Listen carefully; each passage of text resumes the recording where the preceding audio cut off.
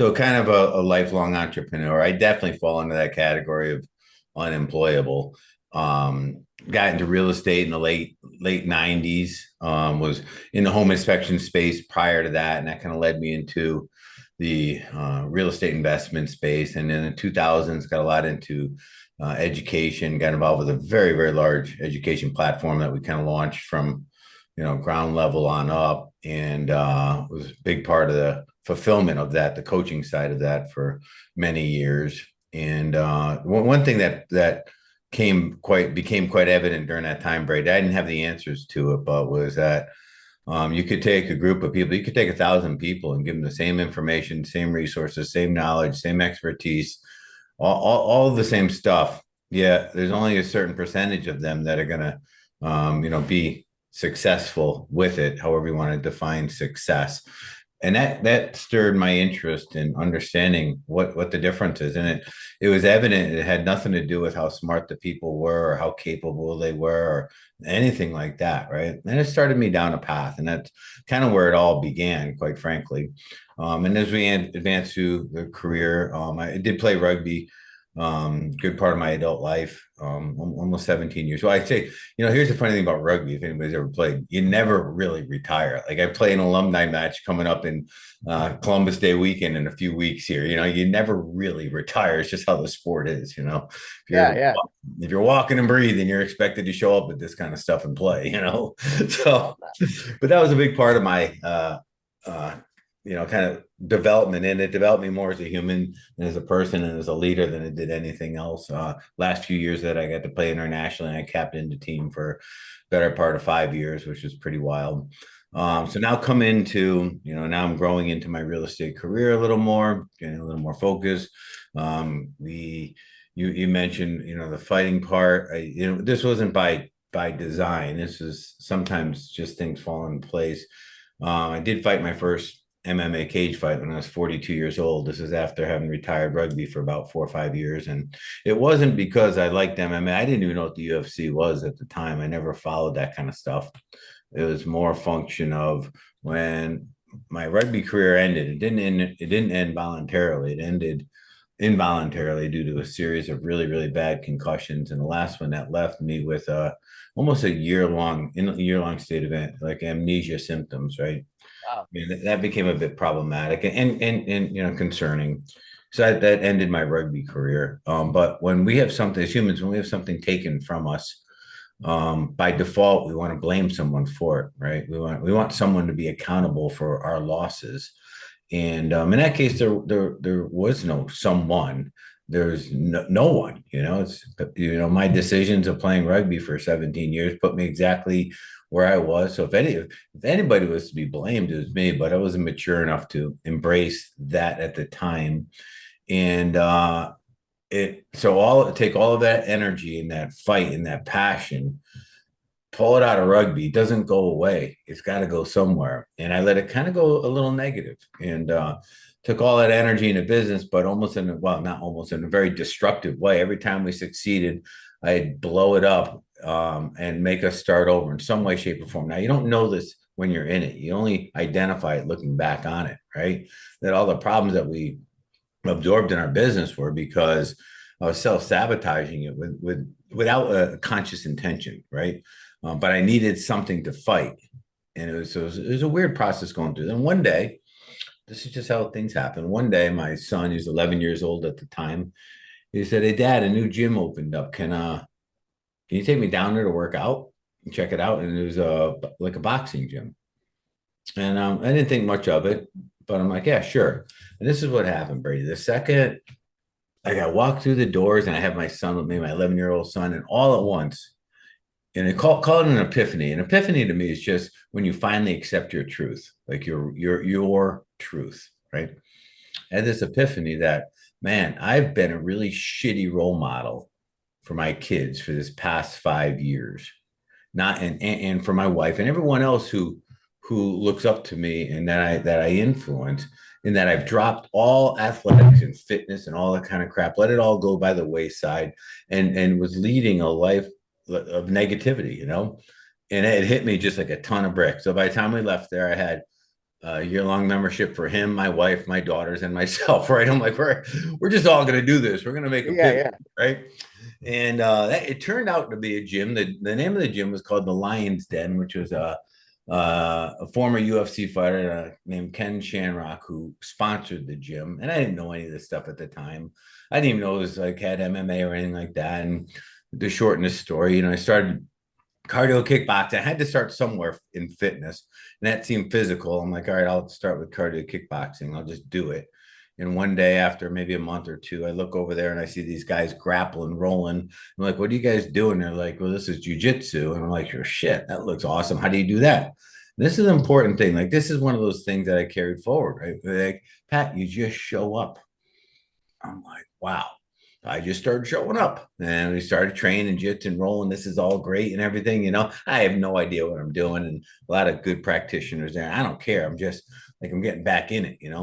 And then one day they're talking about the fights. I'm like, fights? I'm like, man, in rugby, we used to fight, but we used to get in a lot of trouble for it, right? That was not like a kosher thing to do. I'm like, what are you guys talking about? And they're like, yeah, well, he fought him and he won and he lost. I'm like, what do you mean? And they're like, yeah, like UFC fighting, MMA. I'm like, real? I'm like, where do you guys do that stuff? They're like, we do it here. And this is how the mind works. So we're up, this whole area we train in, jiu-jitsu is up in the mezzanine of the gym, the upper deck overlooking the entire gym, right? And that's where I've been coming for maybe 6, 7, 8 months now, right? I'm like, where do you do this? And they're like, right there. You look down, Brady, and there's an entire MMA freaking cage that I swear to God I never saw once walking by it for 6 or 8 months because it didn't register to me. They're like, Right. this is where we do it. So I asked them the same question. I'm like, well, how do you get started in this kind of thing? What do you think they said? Just show up. So Wow. that's how the MMA stuff came around, and I could tell you lots of stories that came out of that whole journey there. I won't bore you with that, right? But anyways, so come out of that, I opened a gym. I opened a gym because the Lions Den got shut down because the actual guy running it ran into tax problems, IRS, all that kind of stuff, shut it down. We had no place to go. Me, without thinking, and raise your hand if you've ever done this. Great idea, right? You skip the thinking part and you just go. We're going to open a gym. So I take my coach and myself. I'm like, listen, I'll do the business stuff. You do the MMA jiu-jitsu stuff, and we'll be partners here. A little 3,000 square foot dojo, right? Well, that turned into a 15,000 square foot lifestyle fitness center. And after I started to think about it, but the train had already left the station, we couldn't go back. Like, there's no money in this business. This business kind of sucks, right? Actually, it'll probably run me in the ground if we try to do this thing. So we need like fitness people in here too, not just broke martial artists. Yeah, yeah. So we kind of blended it all together, and then I kind of I just sold that gym this past fall. Ran that for 13 years. So Wow. in that Congrats. gym, though, it became a human laboratory for understanding the difference between why people do and why they don't, what it takes to get them to do something that they want the result of, they know how to do it, but they don't consistently execute the behaviors necessary to produce the desired results. And that's kind of where I've shrunk my discipline and expertise into that gap between where we are and where we want to go, Mhm. accepting that it's not a lack of knowledge that is keeping us from everything we want in life. It simply isn't. There's other pieces to it. Beyond that, and I anchor all of everything I do around my family. Been married 31 years, got 3 amazing kids, and that's kind of like my bragging point there, right? That's my happy part there. So that's Pat in a nutshell. Wow. Love it. Okay, so Pat, let's okay, so you through this discovery of entrepreneurship and personal development, you built this gym, and then it narrowed your focus to how to get somebody. Why do some people go from here to here, but some people can't figure out how to do that? It's not the education, it's this gap. So like, can we dive into that? Because Yeah, I mean, yeah. I think we all have moments of time, and I think the goal, even by doing this challenge, is to try to bridge that gap because we know it's hard, right? Or maybe we don't sometimes. And like, let's not talk about the gap because I think that's what we need to know. Yeah. So there's a few like kind of cornerstone to this conversation, and we'll start here. When I work with guys, one of the first questions I ask them, Brady, said, "What do you want?" Mm, Which seems like a simple question, right? And it stumps most guys. Now, I'm talking about guys that are normally north of 35-ish, 40 years old, right? I'm like, dude, you're telling me all this shit, but what do you want? And the reason it's difficult is because we never ask ourselves that. We shape goals and ideas and future plans based on what we think they think we should have. mm. We spend our entire life comparing ourselves to everything around us, and therefore we shape what we think we want out of that. We never stop and ask ourselves, what do we want? Actually, yeah, do we actually want that? Yeah, because once Yeah. we identify that thing, well, let's call it our goal, right? And let's put some definition or reason around goal, right? Our goals are not an end. Our goals are a way to measure progress towards a bigger outcome, like a lifelong journey. Okay. Yeah. And even in a 100-day outing, a 75-day outing, whatever it is, we got to really caution ourselves and remind ourselves continuously that this 100 days is for no other reason than to create new habits that are in alignment with the kind of person I want to be going forward. There is Mhm. no end. It's not like after at a day 101, I get to go out and drink and eat shit all day long. That's Yeah. not the process. If you're Mhm. doing that, you're kind of setting yourself up for a rough landing, right? And you're going to teach yourself that you can't do anything long term, and that will become a new established belief that will start ruling how you go forward. Okay, Mhm. and bring in a powerful word here. All right, and I'll get back to the goal in a second, but we have to appreciate that we can't outperform no matter how tough we think we are. We can't outperform our beliefs. Our beliefs set our Yeah. baseline for everything that follows after that. Okay. Our beliefs cause our values, cause our attitudes, cause our behaviors. Our beliefs are the anchor to them. And everybody, in this world of social media and guru experts, everybody anchors your success around mindset, right? And it's like the big word of the day for a couple of years now. And I'll share with you a different viewpoint. The word mindset is literal. Your mind is set. You can't change your mind. People are like, oh, I can change my mind. If I go, hey, Ben, you love chocolate ice cream. I know you love chocolate ice cream. You tell me all the time. Now change your mind and love vanilla ice cream instead. And let me know how that goes for you. And you'd be like, I can't do that, Pat. That's different though. No bullshit it is. It's the same thing. Hart, you have a spider phobia. You can't stand spiders. They scare the shit out of you. Change your mind and be okay with picking up a spider and letting it sit on your forehead for a little while. Let me know how that goes for you. And the answer is you can't, because you have a fundamental belief around spiders that if you get near one, it's going to attack you and poison you and you're going to die. That's what you believe to be true.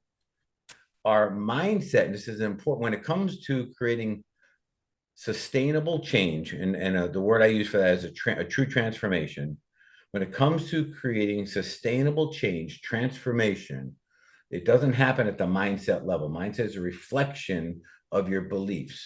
If you want to change, it has to happen at the belief level. Does that make sense? And that's where we get a 100%. little caught up. We bang our heads against the wall trying to change it from the outside in when it's got to change from the inside out.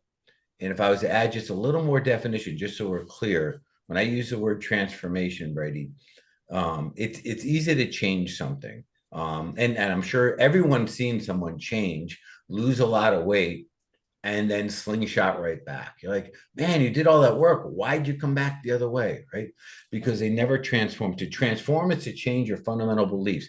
Transformation means you can't go back to who you were. You are someone different. You will not fit in the same spot you came out of. You Yeah. can't become that person again. It's impossible. When we change on the outside, discipline, focus, committed. We grind through the goal, period, but we never changed on the inside. So as soon as it's over and we've been looking forward to it, we go right back to the crappy behavior and habits that we've been trying to avoid now for this entire journey. Do you see the difference I'm trying to create 100%. for you? Totally get it. And I'm a Yeah. big mindset guy, but I also believe like I didn't know how to articulate that, but I knew what needed to be true, and belief in yourself is like the one thing that drives me to be able to get things done Yeah. that I didn't normally ever think would be even possible. It's the belief in myself for sure. 100%, right? So then a question follows that, or should follow that, like, man, well, what if I have crappy beliefs that are no longer in alignment with who I want to become? And Hmm. that's a very fair question. And if we can appreciate that most of us have a lot of limiting beliefs, and limiting beliefs, that word gets tossed around all the time. I'm using it in a very literal sense. It limits us from transforming into who we want to become. Okay, so let's Hmm. just use that specific definition, right? Limiting beliefs, they limit us from transforming into who we want to become. Okay, where'd they come from? Oh man, they started from day one. When we're sub 3 years old, sub 7 years old, sub 12 years old, sub 15 years old, we were programmed, literally programmed, because we didn't have the neurological development to process and filter what we were being told. So if there was an authority figure or a parent or church, school, whatever it may be, that got literally plugged into us like a software program into a computer. And here we are in our 30s, 40s, 50s, and 60s, not acknowledging that some of the shit from 30 years ago was wrong then and is even more wrong now. But we're not attacking it. Right. So let's start with that. So awareness around it is part one. Two is willingness. When you look in the mirror, you see a human soul looking back at you. That is your self-identity. That is who you are. That is how you identify. That is shaped by our beliefs and our values, and of course, our values are an output of our beliefs, right? And when you want to change, a part of who's looking back at you has got to get evicted. It's got to go. And that's where we Hmm. run into a bit of an internal problem, right? There's, Hmm. a part of us that is driven by self-preservation, which means stay the same, do not change anything. Yet there's a bigger part of us that wants something more, knows that we're capable of more. And there's an internal conflict. And the cards are not stacked in our favor. So let's look at it this, like we've all heard be, do, have. In order to have something that we don't currently have, which I'm assuming everybody here has on their to-do list or bucket list, things they want they don't currently have, right? To have something that we don't currently have, we have to do stuff that we're not currently doing, which means we got to become someone that we're not yet. Hmm. With me so far? Yep. Now we go back. Well, in order, you are already you're complete. In order to become someone different, there's a part of you that has to get evicted out, be let Hmm. go of. And that's shaped in our beliefs. And now we fight with tooth and nail internally to prevent that from happening out of a position of self-preservation, the position of not desire, or the over desire for certainty and the fear of a lack of certainty. When change happens, well, who's going to like me? What if they don't like me? What if they judge me? What if I'm different? What if it doesn't work? What if I fail? All of that starts coming up, right? On the inside, that fight Yep. between fears. You want to hear? Can I share something with you, Brady, that was shared with me? And out of my everything I told you about, like my MMA career and all that kind of stuff, this is the piece that was most impactful to me. And not a day goes by that I do not hear this guy's voice speaking directly into my soul. So right before my first fight, picture the scene. It's about 11 o'clock at night. It's a big promotion night for the Lions Den, and so we got a lot of former UFC guys there. um, it's a big show, and this is my very first fight, right? Um, I'm the last guy on our team to fight. Like I said, we had like 7 or 8 guys fighting, and there's one of our guys out fighting in the cage. So I'm in our locker room, and there's not a single soul in there. The lights are turned down really low, and I'm sitting up on a bench. My legs are kind of draped over the side. I'm just sitting there with myself, which can suck sometimes. And this time it really sucked. And in walks this guy. I didn't know him from Adam, never met him or anything. Like I said, I was never a follower of the UFC. And walks this guy, walks up to me. He knew my name already, so maybe just read the card coming up. I don't know. And he goes, "Hey, how you doing?" I'm like, "Good." He walks over to me. He literally puts his hands on the top of my thighs and leans into me. He goes, "Hey, Pat, you're fighting a fight right now, but it's the wrong fight. You're worried about the opposition out in the cage you're about to meet. You're about all those fans from all your years of rugby that flew in to see you. You're worried about the injuries that you're carrying over. You're worried about letting people down. You're worried about your fitness and your strength and your skill and your strategy. That's the wrong fight. The fight you should be fighting is in this locker room right here. And you got to win it in the locker room. You win it here, you have a chance out there. You Wow. lose it here, you're done. Yeah, that is powerful. Oh, yeah. Wow. And looking back on that, Brady, and I go through that 1,000 times. Ultimately, what he says, and of course, that type of advice at that moment in time, at that late in the game, did nothing for me. Not gonna No, lie, right. right? But I'm glad he shared it. But really, what he's saying is, you've got to believe in you. You got to Mhm. believe. And there's one thing that ignites the human soul. And man, if you guys took nothing out of this call, I would grab this word, right? We don't need guarantees. We like certainty, but we don't need guarantees. What we need to know is if it's possible. We can ignite on possible. We can fire up and stand behind and be loyal to possible, right? And that's what he's saying. Pat, you got to believe that it's possible you can win this fight. If I was to surmise his entire bit of advice, that's what it would have come down to, right? Mhm. I work with individuals, Brady. That's the tipping point. I try to get them over. They've got to believe that it's possible. They have to get over needing to know all the answers and the exact path. And they got to get over playing the what if game. Well, what if? And of course, we always follow that with the worst thing we want to see happen. Right. What if I'm not ready? What if I'm not good enough? What if I'm not prepared? I don't have enough money. I don't do a good job. They hate me or whatever, right? Past all that, we just got to focus. It's possible. Because now that puts us back into we can build an action plan off of that. All right, if Mhm. it's possible, what do I got to do to be the most prepared to make it happen? Like we can move on that. That makes sense?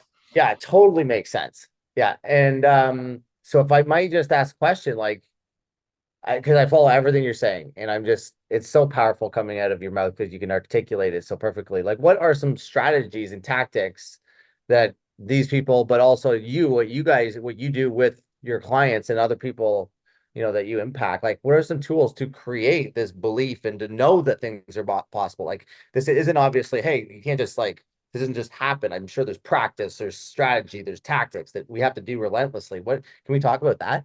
Yeah, no, that's the perfect question. So, possible, which can a piece that can be synonymous with self confidence, right? You can't borrow that. You can't be gifted that. You can't buy that. It has to. It comes by being earned. Mm, Now, this is where we have to muster up a little courage. Means mhm. we're going to have to take actions in the face of fear in order to earn the courage and the spark of belief that the outcome we want is possible. And I'm going to give you a process for this. Okay. And I call it, it's a very authentic name. I call it the ladder. Okay, I went gotcha. deep on that. Okay. Yeah, went deep on it. So picture a regular ladder. Ladder has, those parts and then rungs, right? Mhm. The goal, we'll call it the big, hairy, audacious goal that we're told to set, sits way up above the clouds. We Mhm. can't see it, we can't feel it, we can't taste it, we don't even really believe in it, but we are excited about it. That's about it, right? How does that become possible? If we don't believe in it, it's nearly inactionable. That's an understanding we got to appreciate that we're once the excitement and motivation wears off, we're dead in the water. Okay, if we don't believe in the outcome. And oftentimes we set goals that we don't believe in, whether they be financial goals or fitness goals or relationship goals, right? Um, and that doesn't mean we're done. The way we overcome that is it's okay leaving that goal up on top, right? The next part of the process is we fill in the rungs on the ladder. And the rungs on the ladder are the next believable yet challenging level that moves us directly towards that big goal. Can you Mhm. picture this on a ladder? It's Yep. the next thing. It's challenging. It's a little scary, but we believe we can do it. Now, I'm going to give you a real life example here in a second, right? Okay. We build a ladder of these rungs, each one that moves us in perfect alignment towards that bigger goal that we want. And what we're doing is we're earning back a belief in ourselves. Because here's something, by the time we're our age, and we all kind of sit around the same age, right? Here's something that for many of us is a real challenge. We've made commitments to ourselves, goals before. We've made, um, um, big ideas that we've said, yes, we do, and then we didn't do it. Mm. And we've lost trust in our own word. And I'm not saying this in a judgmental way. I've done this plenty of times. Okay. Yep. You lose faith that you can do what you say you're going to do. So again, it becomes nearly inactionable once the motivation and then the outside stimulus has worn off. Okay. This is how we build it back. We set an outcome, the goal. And I don't care how tall it is, it's irrelevant. Remember, goals aren't an end. They're a way to measure progress towards your future. That's all a goal does. Okay. So it doesn't matter how big it is. Bigger, great, better, whatever, it doesn't matter. But when we don't believe in it, we have to set up these rungs. And the rungs are challenging, believable, a little scary. But again, we believe we can do it. And there's a few key pieces to this. One, never focus on anything but the next rung. See, we often look at all the different things at one time. We're like, shit, that's overwhelming. I can't do all that. Well, you're right. You can't reach 5 rungs up. You can't. You'll miss it. You'll fall. You'll be back down at the bottom. You focus on the next rung. This is where a little personal discipline comes in. Once you've agreed with yourself on the goal and you've agreed on the rungs to produce that result, you just bury your head and you go. Now you do the work and you don't question. You just go, right? So number one is do not look past the next rung. Always looking at the next rung. The second one is don't look at anybody else's ladder. This will derail you. Has anybody ever stopped and started comparing yourself to other people's stuff, right? Where they are, what they're doing, their ladder. What we do here is we compare our worst to their best. We start focusing on the gap in between, which really becomes lack, what we don't have. And now instead of focusing on something positive that we want to have, we focus on something negative that we don't have, which can only kick our ass even further. So it's critical that once you set your goals, you put on the visors and you stay in your lane. Don't care about anybody else. I heard this advice a long time ago, and it didn't make sense to me because in my perspective, I could never be that. They said, Pat, if you want everything you want in life, it's really simple. Just be the best in the world at something.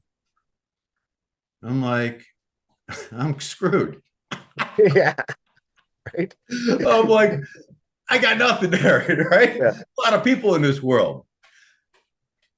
But I grew to learn that what that meant really, Brady, it's a focus on being you, authentic, genuine you. Because there is no one else in the world that has your ingredients, your God-given innate skills and talents that are so specially designed for you, those ingredients. You optimize those, there's no one in the world that can be better at being you than you. And that's really what that advice says. Be genuine, authentic. Stop trying to be someone you're not, right? There's a really interesting book called, I think, Power versus Force or something like that, that separates these two discussions really well. That when you're in a state of force, it's like trying to power a little dinghy upriver, a roaring mad river, right? A little 9.9 horsepower motor on this mad angry river after storm's coming down. And it's using a lot of fuel. And the second you run out of fuel, your ass is just going to get washed out to sea because you're forcing life. Versus the river, which is just doing what it does, just flowing. And it can do it all day, every day, and never run out. River's in a state of power. Little guy in a dinghy is in a state of force. See the difference there? Yeah. We'll always win in a state of power. So back to the example on a ladder. I'll give you a real life example of how this played out. Rungs on a ladder. See the other element of the rungs on a ladder. Each rung on a ladder establishes a new key bit of information for you in establishing beliefs. You're now starting to believe impossible. And then once you believe it's possible, you start believing it's going to happen. And that's how we change beliefs. We won't change beliefs because somebody recommends a new one. We'll change it with new evidence and new facts to support the new belief, but they've got to be earned. So this guy comes into the gym. We'll call him Joe. He's 40-ish years old. And my trainers aren't making very good headway with him. They call me and say, Pat, can you come in and have a conversation with Joe? He really wants to run a 5K in about 6 weeks. He's 40 pounds overweight. He hasn't done anything since his early 20s, but he really wants to support his wife. It's her charity or something like that. I said, okay, I came in and had a little conversation with Joe. And have you guys ever heard this or even said these words yourself? Like, Joe, what's going on? Well, Pat, I've tried everything and nothing works. Like, I get it. Nothing works. And, and after I build a rapport, I start asking questions like, have you ever contemplated the idea that maybe that shit works and maybe you have not figured out how to make it work for you? And this is important language. Different than it doesn't work. When you say something doesn't work for me, it's a dead end and it simply doesn't work for you. Game over. When you haven't figured out how to make it work for you, now we've identified we're just lacking a little piece of knowledge. Now we know what we can go solve and go to make it work for me, right? So I start bringing him through some of the psychology of this a little just to get him going, right? And then I get into the most important question, and this is something we always got to ask ourselves as well, right? When we're challenged with something, because it'll change our approach. Joe, look me in the eye. Do not lie to me, brother. The only wrong answer is a lie. Anything else is perfect. Now, do you genuinely believe that in 6 weeks from now, you're going to be able to run a 5K? And I just shut up and waited. And I know he didn't want to answer. And I know he wanted to lie, but he was honest with me. He goes, I don't. Perfect. Now we know where we got to start. Yeah. You know what? Like, I use this all the time, Brady, because there's things I want to do. And sometimes I got to ask myself the same question. And if I don't, with absolute belief that I got it, then I got to start in a different spot. I've got to earn the belief. I said, all right, Joe, perfect. Appreciate that. Two things. One, I got you.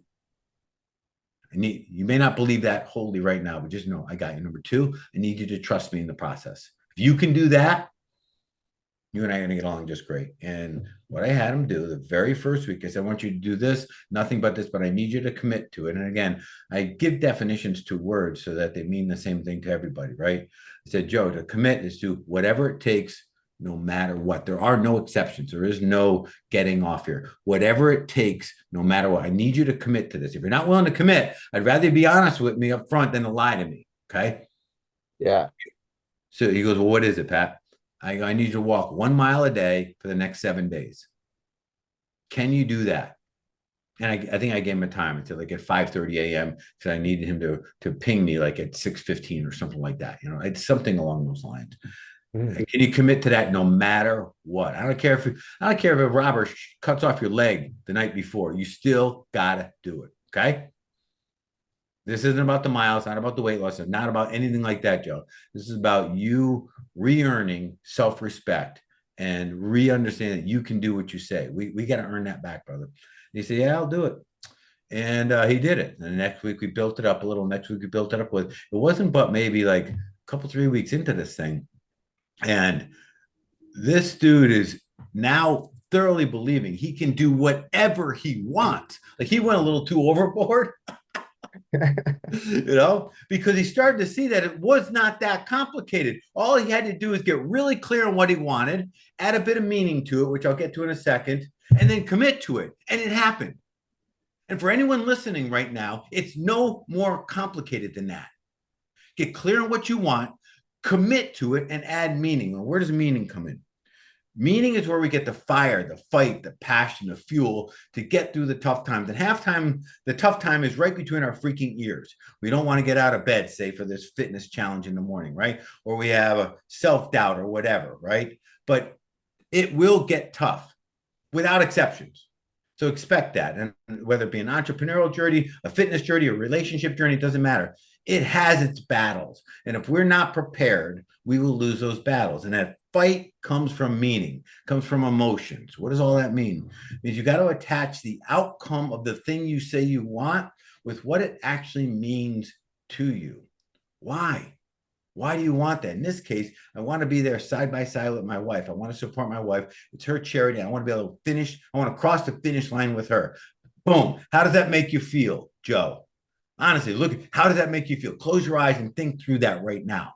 Because I need you to tap that emotion every single time. And the moment your little bitch voice inside of you says, no, don't get out of bed. Don't do it. No, today you're sore. Ask yourself a question. Are you willing to give up on your wife and feel that emotion? And I guarantee you, you'll have the fight to push through those self limitations, those old beliefs that no longer serve you. And that's how we start putting these pieces together, Brady. And this is a training. Like we make a habit out of this. This isn't just something that like it's just a process, like a work process. We create a habit out of it in time. It becomes a bit automated. I mean, you look at the physical challenge that you've taken on in your career. That's not just a process you follow. That has become who you are. Like that is the essence of Brady. You know what I mean? And this is no different. Wow. Super powerful. It really connects the dots. It's even hard. You know what? I'm gonna just pause for a second. Does anybody have questions right now?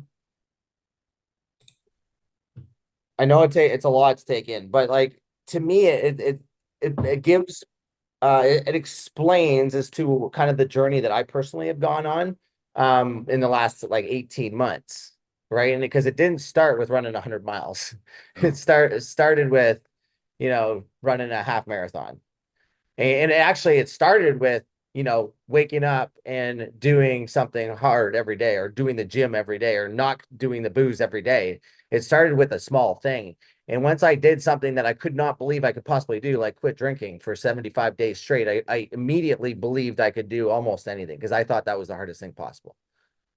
And then, and then and then it's like, how do you get the why, right? For me, to really move the needle and to have this epiphany, the why had to be strong because I had to personally connect the dots with, if I don't do this, then I'm going to literally give this to my kids to deal with. They're going to have the same problems, the same challenges, the same, struggles and for generations. And that just changed everything once I made that connection, that epiphany. And that gave it power, right? Awesome.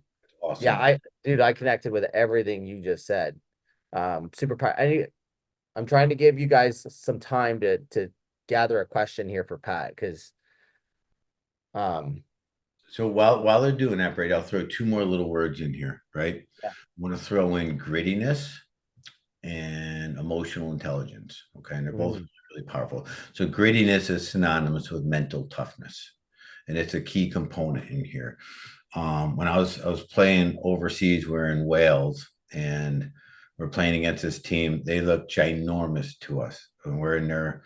I mean, they're huge. They're Samoan looking dudes. Their hands were the size of freaking like my computer screen, They're farmers. And they're pretty nasty, I'm not gonna lie. Great guys socially, bastards on the pitch. And when we're deciding the team that was going to go out on it to compete against this team, because we were traveling with 25 guys, we did not choose the 15 most talented rugby players. We chose the 15 grittiest son of a bitches we had on our team because that's what it was going to take to get through this 58-degree rainy day over in Wales against this team that wants to squish us Americans. Grittiness is just it's an unwillingness to quit. It's an unwillingness to give up. It's a desire. It's like an inner desire that goes beyond your even acknowledging what is the desire. It's just a knowing that there's no off on you. And we've all met people like that, right? That, yeah, you know what? They may have other downsides too, but when it comes to going to battle, that's the person you want by your side. Because shy of taking their last breath, they ain't gonna stop, right? Yeah. That grittiness is important in this journey. And again, synonymous with mental toughness. How do you build that? You just do something tough every day, like that you don't like to do, right? And if I don't like being cold, as an example, right? So whenever and I don't anybody take this wrong, it's just an internal phrase we use called whenever I'm being a little bitch, okay, I will go punish myself with cold because I despise being cold. I always have. and it makes me feel so freaking good pushing through it, you know. Mm. Um, So if that grittiness you're saying can't is a skill. And it's developed by purely just doing hard shit that you don't want to do, such annoying stuff, inconvenience things strategically on purpose. hard, well, hard in the sense that there's got to be a fear, discomfort, a possibility of some loss. It's do something difficult every day. You know, Gotcha. if you know, if you're one who does not like being on social media and does not like speaking, and you're challenged today, I got to do something hard, just pick up your phone and go live on something. If Mm. that makes you feel really, really uncomfortable, Yeah. and stack these things up. And you start realizing all the fears around those things are false fears. They're fears that we made up, future events that never happened that we roll around in our head that are hold us back from moving forward, right? So grittiness and mental toughness, right? That's one area. And then the second Yep. one is emotional intelligence. And I only bring this up in the sense that it's impossible to have a true sense of freedom without a notable level of IQ or emotional intelligence. You will always be able to be manipulated by others if you can't control your own emotions, including the past you, the Mm. person you're trying to get away from. That person will manipulate you into staying the same. Remember, our ego does not like change. Our ego fears the new you, it protects the old you. It disallows you from ever having a shot at becoming the person you know you're capable of becoming. And emotional intelligence is required to overcome this. What is EQ? So I'll keep it, I'm going to take one narrow lane of EQ as it applies to us every single day, right? This is an awareness of our emotions, Mm. a management of our emotions, and then a remapping of our emotions. Awareness is what causes us to be angry, sad, pissed off, scared, fearful, resentful, whatever, right? Being aware of what causes those emotions to happen. Second is managing them. And managing, you know, we have a superpower that no other mammal on earth has. We're the only mammal that can do this. All other mammals are reactionary. Something happens, trigger, they react, right? That's it. We can respond. But in order to respond, we've got to interrupt the connection between emotion and thoughts and decisions and actions, right? We got to interrupt that process and say, stop, pause. I'm feeling something right now that is not really good. I'm really pissed off. So before you send that email, before you lash out verbally at somebody, right? Before you throw a punch, right? Say stop, pause, take a deep breath, and you ask yourself, is what I'm thinking about, is what I'm about to do, is that in alignment with what I really want? Mm. And when it's a negative emotion, it won't be. Mm-hmm. Now we go, all right, well, let me plug in a new thought that automatically is wired into a new emotion. It's already done for us. New thought, new emotion, new feeling, right? A feeling is nothing more than a recognized emotion pulled out of the subconscious into the conscious. Our body feels what our emotions were representing, and we go down a different path, right? And you know, for guys, I'll say, you know, have you ever said something really, really, really, really, really dumb to your wife in an argument out of anger? Yes. Yeah.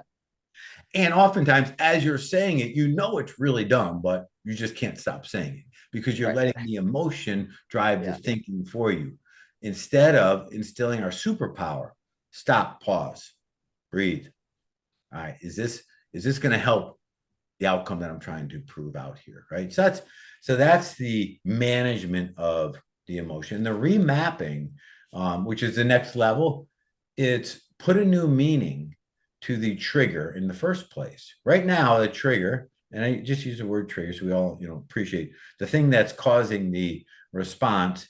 We have a meaning to it, right? Somebody cuts me off on the highway, and and I get all pissed off, and I have this whole story about how they're a little punk and they cut me off, and I should give them the finger and honk on a horn, and I should probably rear end them or something, you know, because they're a little jackass. Get this, I used to have road rage. Okay, so I can speak to that. That's the meaning I apply to that trigger, and then I just react. And that doesn't always end in a good place. A remapping would be, okay, this 20-year-old kid just cut me off. The new story is He just got a call from his 20-year-old wife. Their 9-year-old daughter fell, hit her head on a table. She's bleeding everywhere. Wife's freaking out. He's trying to be the best dad he can be, get home as quick as he can do, and do what he has to do to serve his family.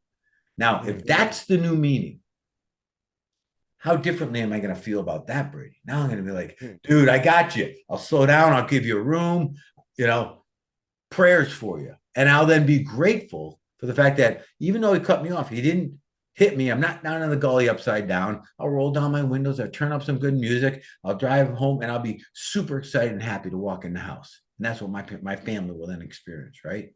And that's the third level emotional intelligence, remapping known triggers. You say, well, Pat, but what's the truth of the situation? The truth is the one you experience. That's the truth. That's the one that matters. And we get to choose that.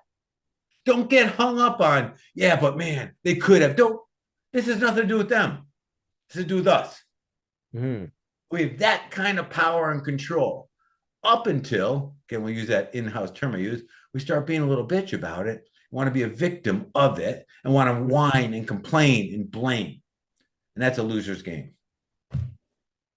Yeah, so interesting, dude. Like you hit this is one of the things that I'm struggling with right now, and I'll just be vulnerable about it because I think like all the things that you've said, I think a lot of people hopefully are really saying, oh, okay, that's what I really need to work on right there. And it might be the grittiness or the doing the hard thing or doing the thing that this is what's going to really move, this is what I should be doing right next. After I finish with Pat, this is what I'm going to be thinking about. And for me, that thing is like I understand for me like the stop and like pausing, responding to an email tomorrow, calling the person tomorrow, that changes everything for me personally. So that I got in that part, but I haven't figured out the remapping. And so that just to acknowledge like that's one of the things I'm really going to personally work on. I probably even hit up we'll have a conversation, Pat, about this, and maybe you can help me with it because absolutely, yeah, because I don't know how to do that or have the I wouldn't even know where to start. sure. And I don't think we have enough time on this call to kind of dive into that. But I think the point here, guys, is that there's a lot of stuff that's Pat's talked about. I'm sure who knows where you are in this journey of, it might be the grittiness or whether it's emotional intelligence or just belief, right? Wherever you are in this conversation, like let's just start back there because there's a lot, right? For me, that's where I'm going to start. So that's just, again, I just want to let everybody know that they don't have to try to get good at all this stuff right away.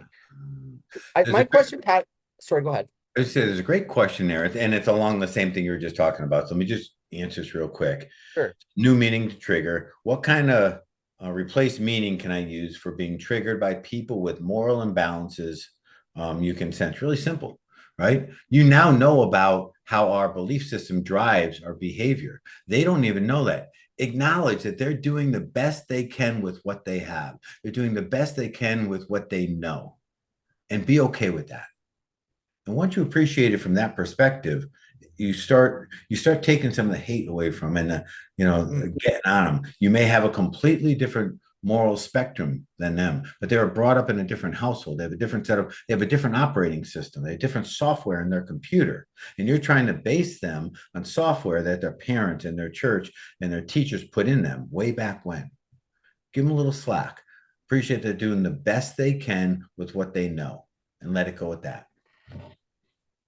Love that. Any other questions, guys? You can just hop on and ask Pat directly if you want, or you could throw them in the chat. With regards to creating these, in the meantime, with regards to creating this, like practicing this process of believing in yourself and putting in the work, and building that trust that that will develop belief. How do you is there other ways outside of fitness or that are easy to is fitness the best way, like as an example that you found to help create that trust, or is there other ways? Because personally, like me, fitness was definitely the way that works for me, but and your example is fitness, so I'm just wondering about what your take is on that. Yeah, so the answer is yes and yes. Yes, fitness is best. Yes, there are other ways as well. Fitness is best because it's really tangible, it's measurable. Our body has a physiological response to being healthier. We feel better simply by working out. All the neurotransmitters work in our favor to better everything that we do. So it's just a it's just one of those keystone habits that make other habits easier.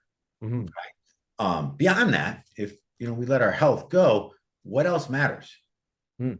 That's a question we got to constantly remind ourselves of. So I do think it's important, and I do think it's one of the best ones, for all those reasons. And you can pick anything. Somebody listening here says, "Yeah, I have a problem with anger, and I have anger issues, and I've been labeled that, and I accepted the label, and therefore I am." Okay, now you don't have anger issues, but you do have a self-image that you play into, and that's fine, right? I'm not judging that at all. And if you genuinely want to change it, it's really simple, right? Let's start with this. And this will kind of partially answer what you're looking at earlier, Brader. I always take my clients on a path. For an entire week, I want you to map out your emotional roller coaster. From the moment you get up to the moment you go to bed, I want you to map out the elevated emotion. And when they're truly elevated, they can be Mm. happy or sad or angry, or whatever, and what you feel caused it, like what preceded it, right? What led into it, right? And if we do that just for a week, we'll quickly find we have a predictable map where, and everybody's wired a little differently here. If you go back to 9/11 when our towers got attacked, right? So it was a singular event, a circumstance. And of course, everybody remembers where they were and who they were with, but they also remember how they felt. But not everybody felt the same, Brady. Some people were really pissed off and angry that somebody, how dare them do that to us, and somebody's got to pay for this. Other people got sad for the possibility of human loss, right? Mm. Other people got fearful because, well, where does it stop? The uncertainty around it, right? Three very distinct, super powerful emotions, one circumstance. And the Mm. importance of sharing that is to understand that it's not this circumstance that is the cause of the emotion. We have an emotional mapping. The circumstances triggers what's already there. You've heard the proverbial coffee cup. I spill your coffee cup. You yell at me for spilling your coffee. I say, I didn't spill your coffee. I just bumped into you. My coffee spilled everywhere. I said, well, Brady, if you didn't have coffee in your cup, you wouldn't have spilt it.